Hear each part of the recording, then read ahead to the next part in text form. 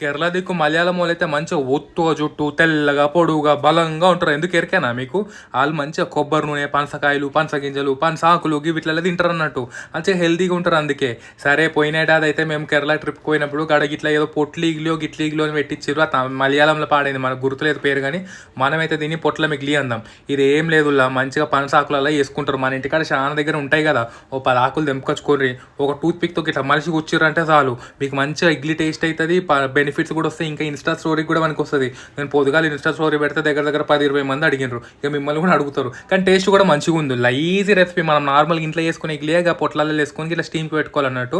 ఈజీగా ఉడికిపోయింది కూడా. తోమనికి కూడా గిన్నెలు గిట్ల ఎక్కువ ఉండే మీ అమ్మకి, అది కూడా బెనిఫిటే కదా. ఇంకొకటి ఏంటంటే దీంట్లో మనం కొంచెం మసాలాను, క్యారెట్, తాలింపు పెట్టుకుంటే వెరైటీ ఇడ్లీ కూడా అయితే. చిన్నపిల్లలు కూడా ఇడ్లీ తినరని అనుకో, ఇట్లా కోన్ ఇడ్లీ చేసి పెట్టారు అనుకో, వెరైటీగా ఉందని తింటారు. ఏమంటారు? ఇక కేరళ స్టైల్లో మన మాడిఫై చేసిన తెలుగు స్టైల్ పొట్ల మిగిలీలు మాకైతే